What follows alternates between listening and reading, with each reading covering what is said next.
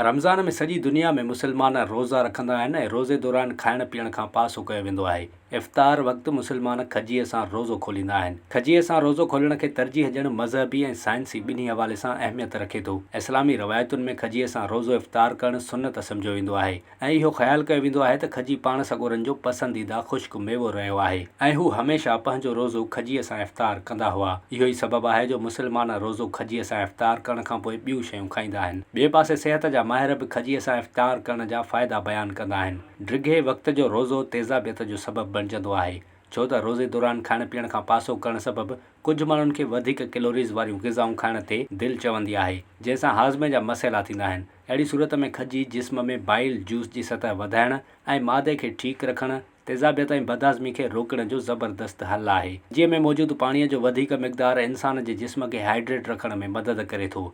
खजी सिहत लाइ बि ज़रूरी ग़िज़ाई शयुनि सां भरपूर हूंदी आहे। हिन में मौजूदु प्रोटीन जिस्म खे फ़ौरी ताक़त ऐं तवानाई ॾींदो आहे, जॾहिं त फाइबर, आयरन ऐं सोडियम मजमूई तौर ते इंसान खे चुस्त करे छॾींदा आहिनि।